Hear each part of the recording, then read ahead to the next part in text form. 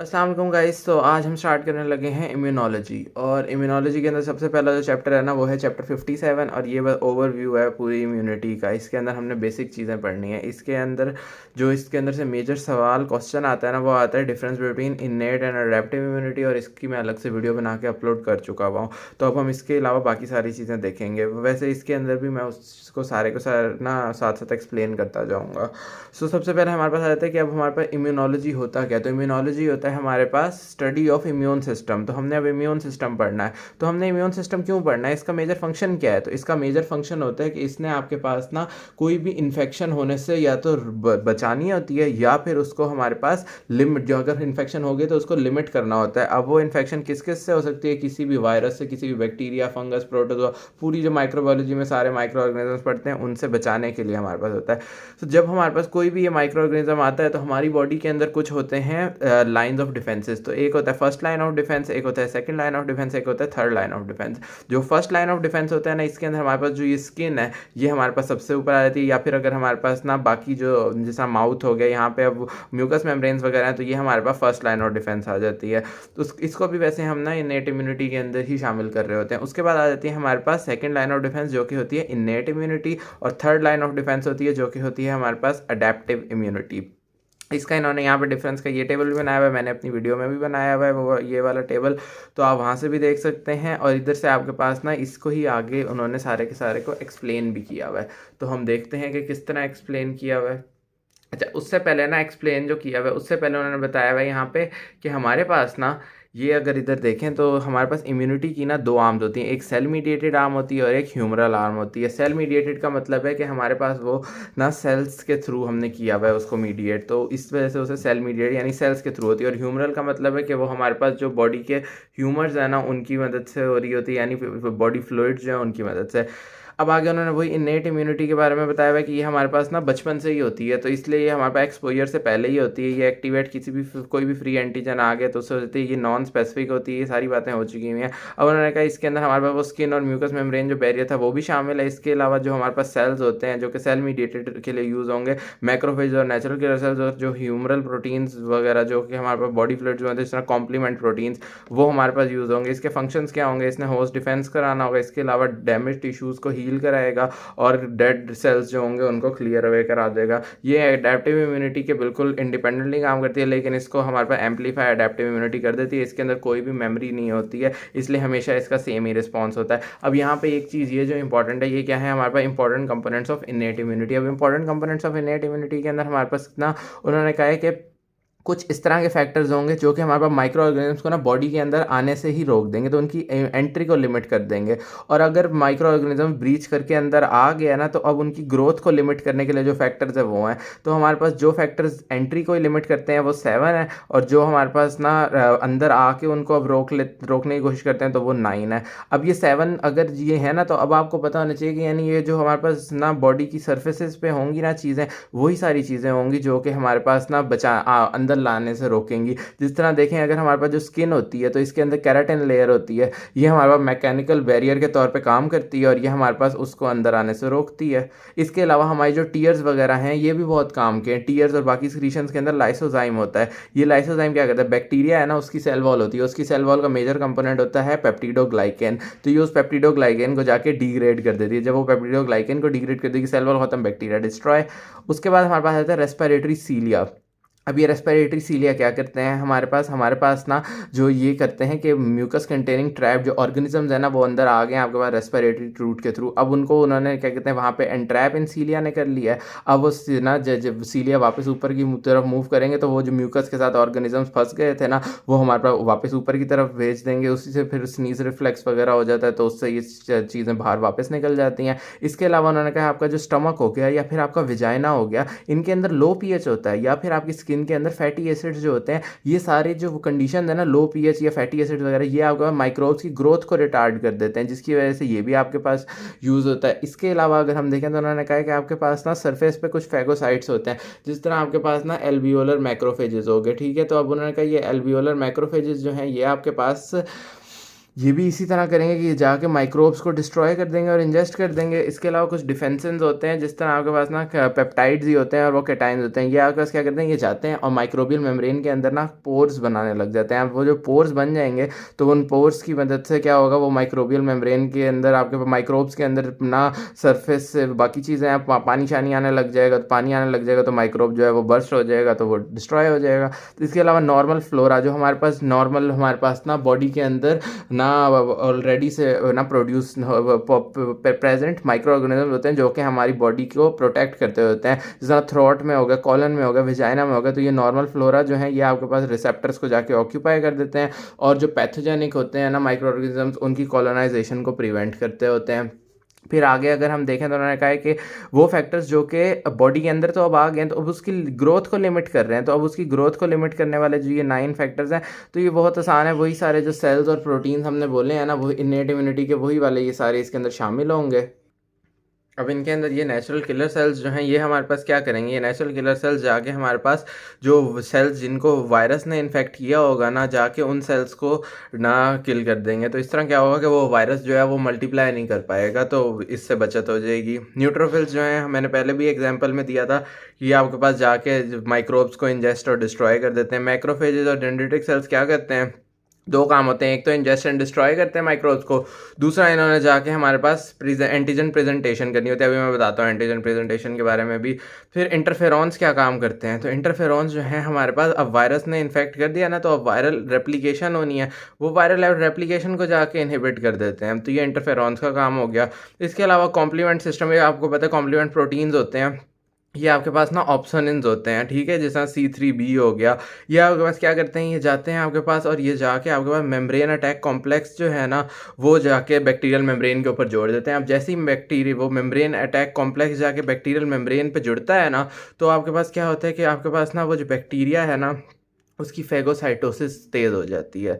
तो ये आपके पास मेम्ब्रेन अटैक कॉम्प्लेक्स की इसके अंदर इंपॉर्टेंस होगी। इसके अलावा ट्रांसफेरिन और लैक्टोफेरिन जो है ये क्या करते हैं, ट्रांसफेरिन और लैक्टोफेरिन जो है बैक्टीरियल ग्रोथ के लिए हमारे पास जो आयरन जो ज़रूरी होता है ना, उसको ही ना इकट्ठा कहीं पे ज़ख़ीरा अंदोज़ कर लेते हैं, तो वो बैक्टीरियल ग्रोथ के लिए मिलता ही नहीं है, तो वो ख़त्म हो जाती है। इसके अलावा हमारा जो फीवर होता है, ये एलिवेटेड टेम्परेचर जो है ये बैक्टीरियल ग्रोथ को रिटार्ड करता है। इन्फ्लेमेटरी रिस्पॉन्स जो है हमारे पास, तो इन्फ्लेमेटरी रिस्पॉन्स यानी आपके पास वो सारे के सारे ना 4-5 चीज़ें जो होती हैं, जिस तरह एडिमा हो गया, या फिर हमारे पास ना हीट हो जाती है, बॉडी हीट अप हो जाती है, और वो सारी की सारी चीज़ें, तो उस सब के अंदर हम वो हमारे पास स्प्रेड ऑफ माइक्रोब्स को लिमिट करती हैं। इसके अलावा ये हम HIV के अंदर भी ज़्यादा ना पढ़ेंगे कि हमारे पास ApoB3G जो है ना, एपोलाइपोप्रोटीन BRNA DNA एडिटिंग एंजाइम, ये हमारे पास क्या करता है, ये रेट्रोवायरल DNA और mRNA के अंदर ना हाइपर म्यूटेशन करा देता है।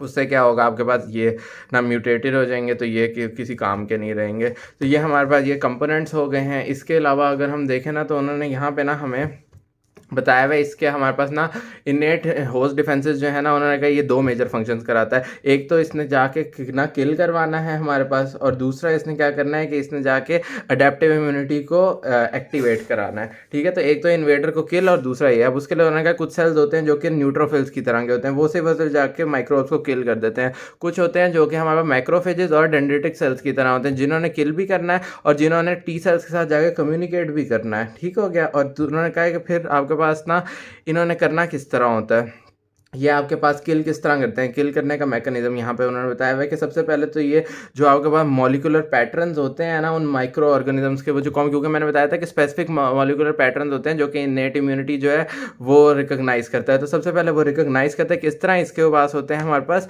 पैटर्न रिकॉग्निशन रिसेप्टर्स PRR, ये नेक्स्ट चैप्टर में हम इन्हें डिटेल में भी पढ़ेंगे। तो PRR जो है ना, ये हमारे पास उनको पैटर्न्स को रिकॉग्नाइज करेंगे। उससे क्या होगा आपके पास, नेक्स्ट में अब आपके पास फैगोसाइटोसिस होगी, और फैगोसिटिक सेल्स जो है ना, वो आके आपको इंजेस्ट और किल कर देंगे उनको, और वो फैगोसिटिक सेल्स वही मैक्रोफेजेस वगैरह हो जाएंगे। इसके अलावा उन्होंने कहा कि ये सेल्स और बाकी जो सेल्स है ना, ये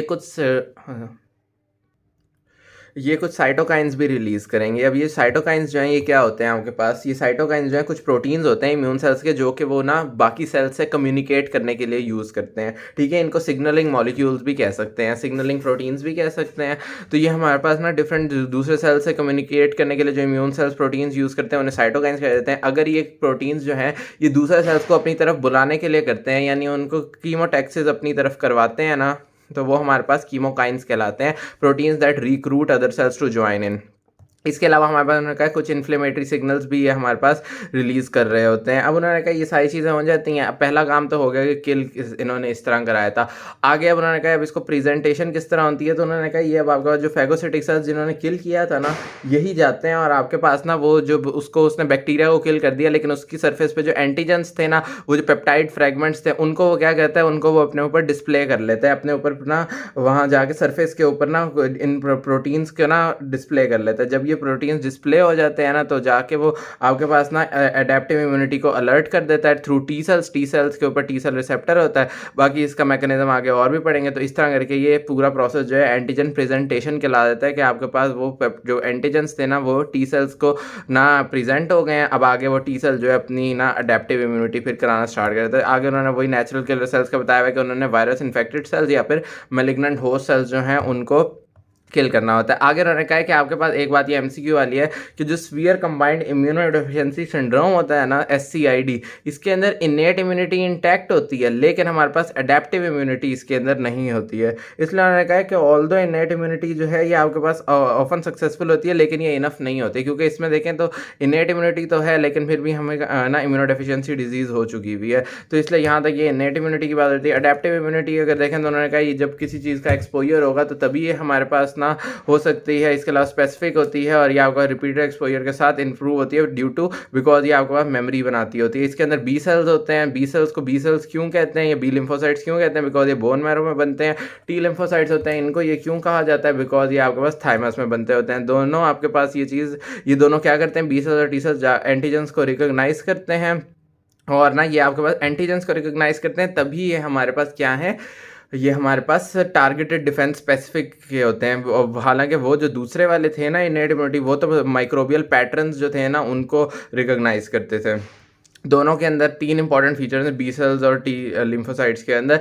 ये डाइवर्सिटी शो करते हैं, बहुत सारे एंटीजेंस जो हैं उनके लिए आपके उनको रिस्पॉन्ड कर सकते हैं। इनकी मेमोरी लॉन्ग होती है, काफ़ी अरसे तक ये काम करते रहते हैं, और ये काफ़ी स्पेसिफिक होते हैं। ठीक हो गया, तो ये तीन इसकी डाइवर्सिटी, लॉन्ग मेमोरी और स्पेसिफिसिटी जो है ये इसके अंदर रहता है। आगे उन्होंने बी सेल्स और टी सेल्स का यहाँ पे ना उनके फंक्शंस मेजर बताए हुए हैं। क्या वो बताए, दोनों ने आपके पास ना इन्फेक्शंस के अगेंस्ट होस्ट डिफेंस तो करना ही है, बी सेल ने भी करना है, टी सेल ने भी करना है। बी सेल ने ऑप्सोनाइज करना है बैक्टीरिया को, जाके न्यूट्रलाइज करना है टॉक्सिन्स और वायरसेस को, इस तरह इसने होस्ट डिफेंस करवाना है। और जो आपके पास ये टी सेल्स हैं, इन्होंने क्या करना है, इन्होंने आपके पास ना है ये हो ना इनके खिलाफ काम करना है, माइकोबैक्टीरियम, ट्यूबरक्लोसिस, फंजाई और वायरस इन्फेक्टेड सेल्स के खिलाफ। इसके अलावा ट्यूमर रिजेक्शन जो है वो भी टी सेल करवाता होता है। इसके अलावा coordination and regulation of adaptive immune response जो है, ये भी सारी कोऑर्डिनेशन जो है आपको पता है हेल्पर टी सेल्स जो है ये इंटरल्यूकिन रिलीज करते हैं, उससे होती है। इसके अलावा आपके पास ना दोनों से ही एलर्जी और हाइपर सेंसिटिविटी भी हो जाती है, जिस तरह हे फीवर हो गया, एनाफिलैक्टिक शॉक हो गया, ये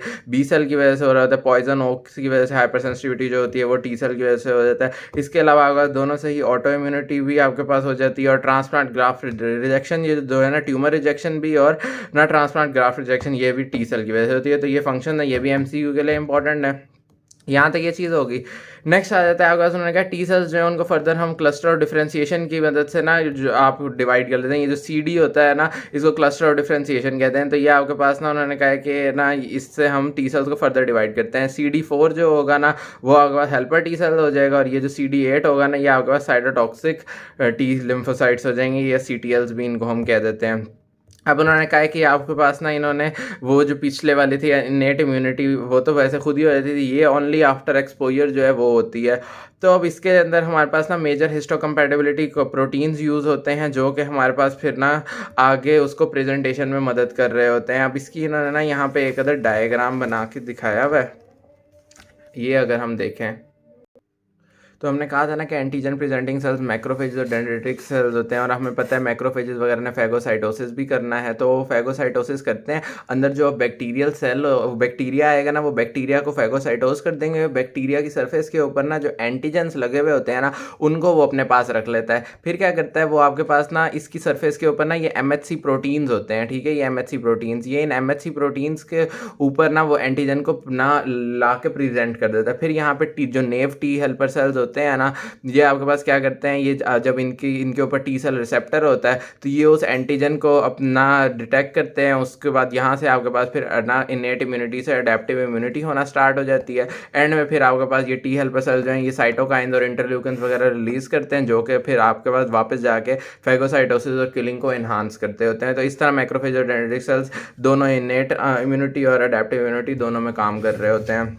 इधर अगर हम देखें नेक्स्ट, तो उन्होंने यही बताया हुआ सारा का सारा मेजर हिस्टोकेमेटली कॉम्प्लेक्स प्रोटीन्स वगैरह के बाद फिर वही साइटोटॉक्सिक टी सेल्स और ना CD4 के बारे में बताया हुआ है। हेल्पर टी सेल्स जो होते हैं कि CD8 वाले जो हैं, इन्होंने तो साइटोटॉक्सिक सेल्स है ना, तो इन्होंने तो सिर्फ जाके ना रिकोगनाइज करना है और किस ना जो भी फॉरन इनको मिलेगा ना प्रोटीन उनकी सर्फेस पे उस सेल को जाके इन्होंने किल कर देना है। लेकिन जो हेल्पर टी सेल्स है ना, इन्होंने आपके पास बी सेल्स को भी इंस्ट्रक्ट करना होता है कि वो एंटीबॉडीज़ बनाए, और बाकी नेट सेल्स जो होते हैं ना उनको भी इन्होंने जाके एनहांस करना होता है। अब अगर हम देखें बी सेल्स, तो ये आपके पास प्लाज्मा सेल्स में कन्वर्ट हो जाते हैं, जो कि फिर आगे एंटीबॉडीज़ बनाते हैं जिनको इम्यूनोग्लोबुलिन्स भी कहते हैं। इनका काम होता है इन्होंने जाके टॉक्सिन्स को न्यूट्रलाइज करना होता है या वायरसेस को या ऑप्सोनाइजेशन करानी होती है माइक्रोब्स की, और इसके अलावा मेमोरी बी सेल्स भी होते हैं। तो ओवरऑल उन्होंने अपना सारा का सारा जो इंटरेक्शन है ना उसको इसी एक डायग्राम के अंदर बता दिया। एक एंटीबॉडी मीडिएटेड इम्यूनिटी हो जाती है, एक टी सेल मीडिएटेड इम्यूनिटी हो जाती है। नेव बी सेल जो होता है इसके ऊपर आके एंटीजन लगेगा तो वो एक्टिवेट हो जाएगा। अब ये या तो मेमोरी बी सेल भी बना सकता है, इसके अलावा इसने एंटीबॉडीज़ बनाया था जिसने जाके टॉक्सिन और वायरसेस को न्यूट्रलाइज कर देना है। इसके अलावा इन्होंने ना जाके आगे कॉम्प्लीमेंट सिस्टम को एक्टिवेट कर देना है जिसने जाके सारे को किल कर देना है, बैक्टीरिया को एनहांस कर देना है, फेगोसाइटोसिस। दूसरा अगर हम देखें तो नेव टी हेल्पर सेल जो है, ये जो CD4 सेल है, इसको हमारे पास क्या है, इसके ऊपर एंटीजन आके लगेगा तो वो दो तरह के होते हैं। एक टी फॉलिकुलर हेल्पर सेल हो जाता है, टी फॉलिकुलर हेल्पर सेल ने जाके बी सेल को स्टिमुलेट कर देना है। इसके अलावा जो टी अफेक्टर हेल्पर सेल है, इसने एक तो जाके फेगोसाइटोसिस को एक्टिवेट कर देना है ताकि वो इनगल्फ और किल करे माइक्रोब्स को।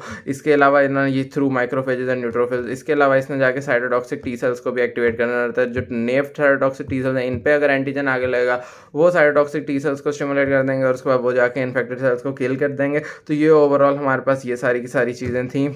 नीचे उन्होंने यही चारों चीज़ों को एक्सप्लेन किया हुआ है इसी के अंदर। तो यहाँ तक ये हो जाता है हमारे पास इननेट और एक्वायर्ड इम्यूनिटी का। आगे आ जाती है एक्टिव और पैसिव इम्यूनिटी। अब एक्टिव और पैसिव इम्यूनिटी के अंदर सबसे पहले एक्टिव इम्यूनिटी की डेफिनेशन आनी चाहिए कि active immunity is a host immune response induced only after contact with the foreign antigen, यानी बाहर से कोई एंटीजन आएगा तभी हमारे पास उसके खिलाफ रिस्पॉन्स जो बनेगा उसे हम एक्टिव इम्यूनिटी कहेंगे। तो इस तरह ये एक्टिव इम्यूनिटी की डेफिनेशन हो गई है। अब इसके अंदर हमारे पास पैसिव इम्यूनिटी की डेफिनेशन अगर देखें तो passive immunity is the immunity that is given to a person in the form of immune components that were preformed, यानी वो पहले ना किसी और जानवर या इंसान में बना के इनको सिर्फ और सिर्फ या एक इंजेक्शन की फॉर्म में दे दी हुई है। तो ये पैसिव इम्यूनिटी हो जाती है। अब ये टेबल इसका इंपॉर्टेंट है, इसके अंदर आपको पता होना चाहिए कि इमीडिएट किन किन चीज़ों से होती है। एक्टिव इम्यूनिटी जो है इसके अंदर आपके पास एंटीबॉडीज़ भी जा सकती हैं, इसके अलावा टी सेल्स भी हो सकते हैं। पैसिव इम्यूनिटी जो है इसके अंदर आपके पास सिर्फ और सिर्फ एंटीबॉडीज़ होती हैं। इसके अंदर हम सिर्फ और सिर्फ एंटीबॉडीज़ को ना पहले से बना के डाल सकते होते हैं। इसके अलावा एडवांटेजेस देखें तो एक्टिव इम्यूनिटी को ना आप ये देखो तो एंटीबॉडी और टी सेल्स दोनों हमने देखा था अडेप्टिव इम्यूनिटी में काम करते हैं। तो अब हमारे पास ना यहाँ पर वही है चीज़। तो अडेप्टिव इम्यूनिटी का जब मैंने बताया था तो मैंने बताया था कि वो स्लोली काम करती है। तो यानी वो आपके पास उसका ऑनसेट जो होगा स्लो होगा, ये इसका डिसएडवांटेज हो जाता है। लेकिन वो आपके पास लंबे अरसे तक काम करती है, तो लॉन्ग ड्यूरेशन ईयर्स तक, तो ये इसका एडवांटेज रहता है। पैसिव इम्यूनिटी जो है ये इसके अंदर तो हमने एंटीबॉडीज इंजेक्ट किए हैं तो फौरी अवेलेबल हो जाती है, तो इमीडिएट अवेलेबिलिटी होती है, ये इसका एडवांटेज है। लेकिन थोड़े अरसे बाद महीनों के अंदर वो ख़त्म हो जाता है, एंटीबॉडी लेवल कम हो जाता है, तो ये शॉर्ट ड्यूरेशन हो जाती है। तो यही इसके एडवांटेजेस और डिसएडवांटेजेस जो है यहाँ पे भी यही लिखा हुआ है। इस पैराग्राफ में उन्होंने फिर ना पैसिव इम्यूनिटी की एग्जांपल्स बताई हुई है। सबसे पहले टेटनस और बोटुलिनम की बताई हुई है कि इसके अंदर हमारे पास ना ग्रेट अमाउंट में ना एंटीटॉक्सिन्स जो हैं वो ट्रांसफ़र हो जाते हैं, तो वो आपके पास जाके उन टॉक्सिन्स को ख़त्म कर देते हैं। इसके अलावा फिर रेबीज़ का बताया हुआ है। तो रेबीज़ के अंदर हमें पता है कि हमारे पास ना वायरल मल्टीप्लिकेशन जो है ना उसको न्यूट्रलाइज़ किया जाता है बाय प्री फॉर्म्ड एंटीबॉडीज़। तो वायरल मल्टीप्लिकेशन को न्यूट्रलाइज़ करने के लिए प्री फॉर्म्ड एंटीबॉडीज़ देते हैं। फिर उन्होंने कहा IgG जो है ये आपको मदर से फीटस के अंदर जाती है ड्यूरिंग प्रेगनेंसी, और उसके अलावा IgA जो है ना, ये मदर से न्यूबॉर्न में जाती है ड्यूरिंग ब्रेस्ट फीडिंग। और एंड में उन्होंने कहा है कि स्नेक बाइट वाले जो होते हैं ना, अब इधर एक बात उन्होंने बताई हुई है कि जो पैसिव इम्यूनिटी है ना, ये यानी डिफरेंट स्पीशीज़ के अंदर भी हम ना यानी एक स्पीशीज़ से लेके दूसरी स्पीशी में भी हम एंटीबॉडीज़ डाल सकते हैं। उसकी एग्जांपल ये है कि जब स्नेक बाइट के विक्टिम्स होते हैं ना, तो उसके अंदर हम ना यूँ करते हैं कि ना किसी हॉर्स में या शीप के अंदर हम वो ना बनाते हैं एंटीबॉडी रिच सीरम, और उसके बाद फिर हम जिसको उसको पहले हमने ना इनोकुलेट किया हुआ होता है उस विनोम के साथ, उस हॉर्स या शीप को।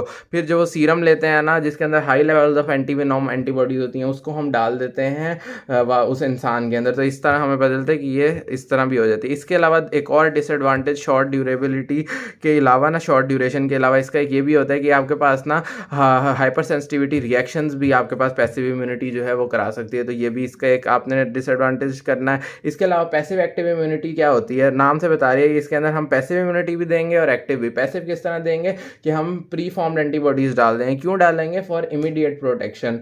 और हम इसके अंदर एक्टिव इम्यूनिटी क्यों डालेंगे, बिकॉज हम इसके अंदर यानी साथ में वैक्सीन भी डाल देंगे। वैक्सीन क्यों डालेंगे, फॉर लॉन्ग टर्म प्रोटेक्शन। ऐसा हम क्यों करते हैं, ताकि हमारे पास उस टाइम की भी प्रोटेक्शन हो जाए और बाद की भी हो जाए। इसके अंदर लेकिन एक चीज़ आपने ख्याल रखनी है कि जब आप यूँ करेंगे ना, तो आपने एक चीज़ यानी अगर आप पैसिव इम्यूनिटी एक बाजू पे लगा रहे हैं तो एक्टिव इम्यूनिटी दूसरे बाजू पे लगानी है, ताकि आपके पास ना वो वगरना तो यूँ होगा कि आपके पास जो एंटीबॉडीज़ आप डाल रहे हो ना, वो क्या होगा कि जो वैक्सीन डाल रहे हो ना, वो उन एंटीबॉडीज़ को न्यूट्रलाइज कर देगी। तो जिसकी वजह से आपने डिफरेंट साइट्स के ऊपर वो सारी की सारी जो प्रिपरेशंस करनी है ना, आपने वो दोनों डिफरेंट साइट्स के ऊपर लगानी है। और ये कौन कौन सी ना डिजीज़ हैं जिनके लिए हम पैसिव एक्टिव इम्यूनिटी यूज़ करते हैं, टेटनस हो गया, रेबीज़ हो गया और हेपेटाइटिस बी हो गया। तो ये पैसिव एक्टिव इम्यूनिटी हो गई। इसके बाद हमारे पास नेक्स्ट टॉपिक जो है वो है हमारे पास इम्यूनोजेंस का। अच्छा, तो अब हम देखने लगे हैं नेक्स्ट टॉपिक जो कि है इम्यूनोजेंस। तो इम्यूनोजन होता क्या है, नाम से बता रहा है कि वो मॉलिक्यूल जो कि इम्यून रिस्पॉन्स को इंड्यूस करेगा वही होगा इम्यूनोजन। तो ये इसकी डेफिनेशन हो गई। उसके बाद उन्होंने कहा अब ये इम्यूनोजेंस कौन कौन से हैं। एक हमारे पास हो जाता है कि इसके अंदर एंटीजेंस आ जाते हैं, ये इम्यूनोजेंस होते हैं। इसके अलावा हमारे पास ना हेप्टन्स आ जाते हैं, ये इम्यूनोजेंस होते हैं। इसके अलावा एडजुवेंट्स हो जाते हैं, तो ये हमारे पास इम्यूनोजेंस हो जाते हैं। अब इसके अंदर उन्होंने कहा एंटीजन की डेफिनेशन क्या होगी। तो एंटीजन वो वाले इम्यूनोजेंस हैं जो कि हमारे पास ना टी सेल्स और बी सेल्स के ऊपर जो हाईली स्पेसिफिक रिसेप्टर्स होते हैं ना, उनके साथ जाके बाइंड करता है। तो उनके अंदर यानी इम्यूनोजेनिक रिस्पांस जो है वह ना जनरेट करवाता है। हम यही कह रहे हैं ना, जब भी एंटीजन आएगा तो ही आगे इम्यून रिस्पॉन्स एक्टिवेट। तो इम्यूनोजन, तो उन्होंने कहा एंटीजन जो है वो क्या है, वो इम्यूनोजन है जो कि जाके हाईली स्पेसिफिक रिसेप्टर और टी सेल और बी सेल जाके रिएक्ट करता है। अब उन्होंने कहा कुछ फैक्टर्स होते हैं जो कि किसी भी एंटीजन की ना इम्यूनोजेनिसिटी को डिटरमाइन करते हैं। वो कौन से फैक्टर्स हैं, ये बहुत इंपॉर्टेंट है। सबसे पहला आता है फॉरेननेस। बॉडी के अंदर का जो भी कुछ होता है ना, उसे बॉडी कह देती है कि ये सेल्फ होता है। और जो भी बॉडी के बाहर का होता है ना, जिसको जो कि बॉडी पहचान नहीं पाती, जो फॉरेन होता है, उसको कह देती है बॉडी ये नॉन सेल्फ है। और जो नॉन सेल्फ चीज़ें होती हैं ना, ये इम्यूनोजेनिक होती हैं। तो कोई भी एंटीजन जो बाहर से आएगा ऑब्वियसली वो नॉन सेल्फ होगा, तो वो इम्यूनोजेनिक होगा। मॉलिकुलर साइज का डायरेक्ट रिलेशन होता है। वो लार्ज प्रोटीन्स जो कि आपके पास यानी 1,00,000 ग्राम पर मोल के साइज़ की होती हैं ना, कि वेट की होती हैं, तो या उनसे ऊपर वाली, तो वो ना मोस्ट पोटेंट इम्यूनोजेंस होती हैं। अगर मिड साइज हो, जिसमें 10,000 ग्राम पर मोल वाली हो, तो मॉलिकुलर वेट वाली, तो वो आपके पास वीकली इम्यूनोजेनिक, और स्मॉल साइज वाले तो नॉन इम्यूनोजेनिक हो जाते हैं। इसी तरह कॉम्प्लेक्सिटी का भी डायरेक्ट रिलेशन होता है। जितना कॉम्प्लेक्स स्ट्रक्चर होगा ना, उतनी इम्यूनोजेनिसिटी ज़्यादा होगी। इस तरह हमारे पास जो होमोपॉलीमर्स होते हैं, जिनमें से ना सिंगल अमाइनो एसिड ना बार बार आ रहा होता है, तो वो आपके पास क्या है, वो लेस इम्यूनोजेनिक होते हैं बनिस्बत ये जिनके अंदर डाइवर्स अमाइनो एसिड्स होते हैं। तो कॉम्प्लेक्सिटी ज़रूरी होती है इम्यूनोजेनिसिटी के लिए। इसके अलावा हमारे पास ना एंटीजेंस के ऊपर ना कुछ ना डिटर्मिनेंट्स लगे हुए होते हैं, जिनको एपिटोप्स कह देते हैं। ये वो केमिकल, एक एंटीजन के ऊपर वो केमिकल फीचर्स होते हैं जो कि आपके पास जाके जिन्होंने जाके एंटीबॉडी और टी सेल रिसेप्टर्स के ऊपर जुड़ना होता है। तो ये आपके पास एक भी हो सकता है, लेकिन अक्सर ये आपके पास मल्टीवेलेंट बहुत ज़्यादा ही होते हैं। जिस तरह जिन्होंने एंटीबॉडीज़ के साथ जाके जिन एपिटोप्स में जुड़ना होता है ना, वो आपके पास 5 अमाइनो एसिड्स के बने हुए होते हैं तकरीबन। और जिन्होंने टी सेल रिसेप्टर्स के पास जाके जुड़ना होता है, उन्होंने वो उनमें 8 से 17 अमाइनो एसिड्स होते हैं। तो ये हमारे पास एपिटोप्स की बात होगी। इसके अलावा हमारे पास है कि हमारे पास ना हम देखते हैं उस एंटीजन की डोजेज कितनी देनी पड़े। इसके अलावा हम देखते हैं कि उसका रूट क्या है उस एंटीजन का, या उसकी एक्सपोजर की टाइमिंग क्या है। ये सारे फैक्टर्स भी हैं जो कि डिटरमाइन करते हैं कि वो इम्यूनोजेनिक है कि नहीं है। और ये हम जब वैक्सीन की रिसर्च कर रहे थे ना, तो तब हमें इसके बारे में सोच पड़ी कि इसको हम ना इन चीज़ों का बेस्ट बैलेंस बनाएं, तो हमें पता चलेगा कि ये कब सब किस टाइम पे दें तो सबसे ज़्यादा इम्यूनोजेनिक होंगे, कौन से रूट से सबसे ज़्यादा इम्यूनोजेनिक होंगे, कितनी डोजेज में दें तो इम्यूनोजेनिक होंगे। होस्ट जेनेटिक्स डिफरेंट लोगों की जिना जीन्स जेनेटिक मेकअप डिफरेंट होता है, तो वो आपके पास ना जेनेटिक मेकअप वो वाला ख़ास तौर पे जिन्होंने एमएचसी प्रोटीन्स बनाने होते हैं, ठीक है, क्योंकि इन्होंने एमएचसी प्रोटीन्स नहीं प्रेजेंट आगे इन एंटीजन को करना होता है ना, तो वो भी आपके पास ना एक इंडिविजुअल का रिस्पॉन्स टू एन एंटीजन को डिटरमाइन करता है। जब एमएचसी प्रोटीन अगर नहीं बनेगा तो वो एंटीजन चाहे जितना भी इम्यूनोजेनिक हो, वो रिस्पॉन्स जाके जनरेट कर ही नहीं सकता, बिकॉज एमएचसी प्रोटीन्स ही नहीं है एंटीजन प्रेजेंटेशन के लिए। तो ये हमारे पास एंटीजन्स की सारी बात होगी। अब आगे देखते हैं हम हेप्टेंस को। अच्छा, तो ये हेप्टेन्स के अंदर ना आप सबसे पहले इसकी डेफिनेशन आपको आनी चाहिए। तो हेप्टेन जो है ना, इसके बारे में ये याद रखना है कि आपके पास ना ये इटसेल्फ इम्यूनोजेनिक नहीं होता, तो हैव नो इम्यूनोजेनिसिटी, लेकिन ये एंटीजेनिसिटी प्रोड्यूस करता है। किस तरह करता है? बिकॉज ये आपके पास स्पेसिफिक एंटीबॉडीज़ से ना जाके रिएक्ट कर सकता है। तो हेप्टेन, इसकी अब डेफिनेशन क्या होगी कि heptane is a molecule that is not immunogenic itself but can react with specific antibodies, so have antigenicity। अब इसके अंदर उन्होंने कहा ये हेप्टेंस हो क्या सकते हैं, ये उन्होंने कहा स्मॉल मॉलिक्यूल्स हो सकते हैं जिस तरह, और न्यूक्लिक एसिड्स हो सकते हैं, लिपिड्स हो सकते हैं, कुछ ड्रग्स पेनिसिलिन्स वगैरह हो सकते हैं, लेकिन उन्होंने कहा ये याद रखना है कि ये पेप्टाइड्स नहीं हो सकते। ठीक है, एंटीजेंस जो थे ना वो तो पेप्टाइड्स थे, लेकिन उन्होंने कहा ये आपके पास पेप्टाइड्स नहीं हो सकते, ये आपके पास, और ना ये पेप्टाइड्स हो सकते हैं और ना ये डायरेक्टली जाके हेल्पर टी सेल्स को एक्टिवेट कर सकते हैं। इनको काम करने के लिए क्या करना है, इनको ये सिर्फ और सिर्फ अपना ना अडेप्टिव रिस्पॉन्स तब क्या कहते हैं स्टिमुलेट कर सकते हैं जब ये किसी और कैरियर प्रोटीन के साथ जुड़े हुए हों। अब आगे उन्होंने इसका प्रोसेस बताया हुआ है जो कि इस नीचे वाले डायग्राम में बहुत अच्छे से बताया हुआ है।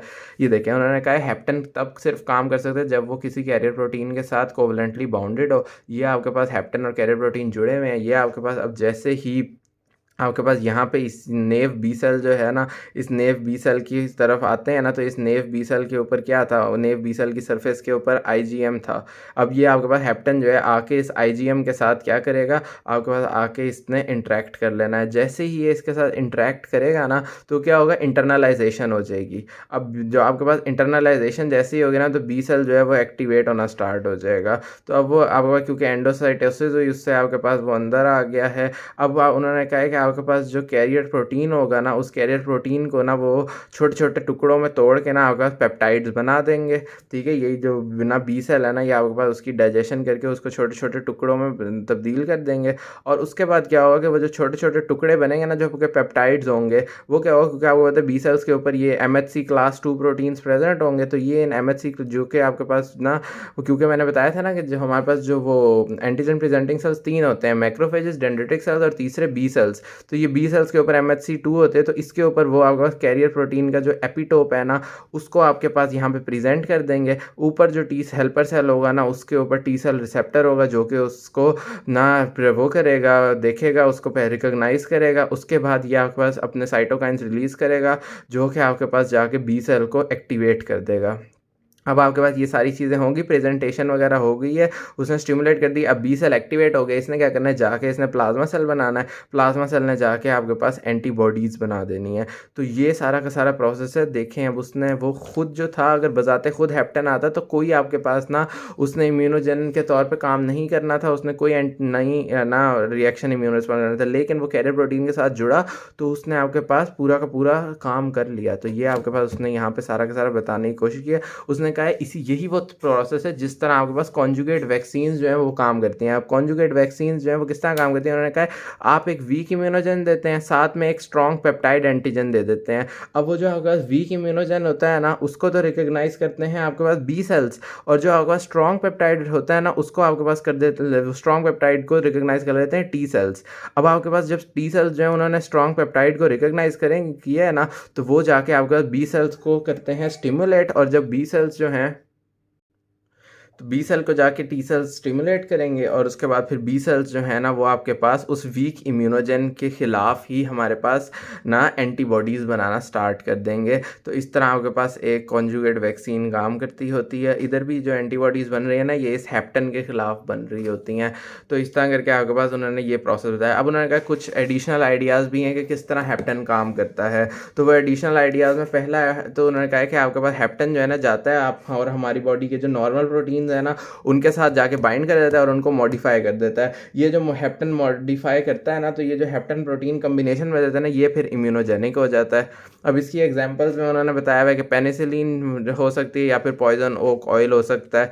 तो ये उन्होंने कहा है कि आपके पास ना हेप्टन्स इनके अंदर यूँ काम कर सकते हैं। इसके अलावा दूसरा उन्होंने कहा है कि हेप्टन जो है ना आपके पास जाके सेल्स को ना एक्टिवेट कर सकता है। अब जब वो लेकिन वो कब सेल्स को एक्टिवेट कर सकता है, अगर आपको बहुत सारे हेप्टन के मॉलिक्यूल्स जो है ना एक कैरियर प्रोटीन के साथ बाइंड कर जाए और वो जाके एंटीबॉडीज़ का आपस में क्लस्टर करवा दें। अब वो एक क्लस्टर की फॉर्म में जब एंटीबॉडीज़ बन जाएंगी ना तो वो आपके पास आगे जाके काम करा सकती हैं। किस तरह के काम करा सकती हैं, आपके पास वो मास्ट सेल्स को एक्टिवेट करा सकती हैं। अब इसकी एग्जाम्पल ये मास्ट सेल्स की एक्टिवेशन होगी। किस तरह ये मास्ट सेल्स होते हैं, ये वो इनेट सेल्स होते हैं जो कि तब एक्टिवेट होते हैं जब लार्ज नंबर ऑफ एंटीबॉडीज़ उनकी सरफेस के ऊपर आके ना जुड़ वो ना प्रेजेंट हो जाती हैं, तो इस तो वो एक्टिवेट हो जाते हैं। इस प्रोसेस को जब सरफेस के ऊपर काफ़ी ज़्यादा आके एंटीबॉडीज़ जो हैं गैदर हो जाए ना, इसको हम रिसेप्टर क्रॉस लिंकिंग कह देते हैं। और उन्होंने कहा है कि यही वो तरीका है जिसके ज़रिए आपके पास ये होता है। उन्होंने कहा है कि करना अब आपके पास ना जब बहुत सारे हेप्टन के मॉलिक्यूल्स आके होस्ट प्रोटीन के साथ जुड़ते हैं ना तो वो क्रॉस लिंकिंग करा देते हैं काफ़ी सारे पेनिसिलिन स्पेसिफिक आईजी मॉलिक्यूल्स की on mast cell surface. Mast cells जो हैं वो एक्टिवेट हो जाते हैं। मास्ट सेल्स एक्टिवेट होते हैं तो आपके पास वो डिफरेंट जगहों पर अब काफ़ी ज़्यादा होंगे। अगर वो स्किन के अंदर होंगे तो वो आपका हाइव्स करा देंगे। अगर वो लंग्स के अंदर काफ़ी ज़्यादा हो जाएंगे तो ब्रोंको कंस्ट्रिक्शन करा देंगे। अगर वो सिस्टेमिक वेस्कुलेचर के अंदर होंगे तो वो आपके पास एनाफाइलैक्सिस करा देंगे। तो ये हमारे पास क्या हो गया, ये हमारे पास हेप्टन्स हो गया। आखिरी हमारे पास है जी एडजुवेंट्स। अब ये एडजुवेंट्स क्या होते हैं आपके पास, एक तो इसकी एग्जांपल यहाँ किताब में लिखी हुई लिख लें कि एल्यूमिनियम हाइड्रोक्साइड जो है ना ये एडजुवेंट्स होते हैं। ये आपके पास क्या करते हैं, ये आपके पास ना किसी भी एक इम्यूनोजन कोई भी इम्यूनोजन है ना उसका जो रिस्पॉन्स है ना उसको एनहांस करते हैं। और अब ये आपके पास या तो उसके साथ बाइंड करके भी कर सकते हैं या फिर उससे बाइंड किए बगैर भी आपके पास विदाउट बाइंडिंग भी कर सकते हैं कि ये डू सो ना, but they do so without binding to antibody और टू द एंटीजन। अच्छा नहीं सॉरी, वो बाइंड नहीं करते होते, वो आपके पास बगैर बाइंड किए ही आपके पास उसको एनहांस करते हैं। अब वो किस तरह करते हैं वो हम देखते हैं। अब एडजुवेंट्स ने जाके आपके पास ना इम्यूनोजन को या एंटीबॉडी को जाके बाइंड तो करना, नहीं तो क्या वो प्रोसेसेस करेगा जिसके ज़रिए वो आपके पास एनहांस करेगा। तो 5 प्रोसेसेस होते हैं। या तो वो आपके पास ना जो कि इम्यूनोजन है ना उस इम्यूनोजन का रिलीज स्लो करा देगा। अब जब आपके पास स्लोली इम्यूनोजन रिलीज होगा तो स्टिमुलस प्रोलॉन्ग्ड होगा। स्टिमुलस प्रोलॉन्ग्ड होगा तो आपके पास ना जो वो इम्यून रिस्पॉन्स है वो आपके पास एनहांस हो जाएगा। इसके अलावा अगर इम्यूनोजन का अपटेक जो है ना एंटीजन प्रेजेंटिंग सेल्स के ऊपर आके इम्यूनोजन ने लगना था ना, तो वो एंटीजन प्रेजेंटिंग सेल्स का जो के ऊपर जो उनका इम्यूनोजन का अपटेक है उसको एनहांस कर देगा। तो भी आपके पास वो तेज़ ना काम हो जाएगा, यानी आपका एनहांस हो जाएगा इम्यून रिस्पॉन्स। इसके अलावा अगर वो आपके पास जो एंटीजन प्रेजेंटिंग सेल्स है उन्होंने माइग्रेशन करनी थी ना लिम्फॉइड टिश्यूज़ के अंदर, तो वो जो उन्होंने लिम्फॉइड टिश्यूज़ के अंदर माइग्रेशन करनी थी उसको तेज़ कर दे तो तेज़ी से काम होगा। तो इम्यून रिस्पॉन्स एनहांस हो जाएगा। या फिर साथ में उसने कहा कि कोई को स्टिमुलेटरी मॉलिक्यूल्स जो हैं उनको इंड्यूस कर देगा। या फिर आखिरी जो चीज़ है जो कि इंपॉर्टेंट भी है कि आपके पास वो जाके टॉल लाइक रिसेप्टर्स जो हैं ना उन टॉल लाइक रिसेप्टर्स को बाइंड करेगा on macrophages and B cells, और इस तरह करके आपके पास ये इस पूरे प्रोसेस को एनहांस कर देगा। तो यहाँ तक हमारे पास पहला जो ओवरव्यू ऑफ इम्यूनिटी था वो ख़त्म होता है। ये आगे ये जो age and the immune response है ये नहीं करना होता। So that was all. Thank you so much. Best of luck.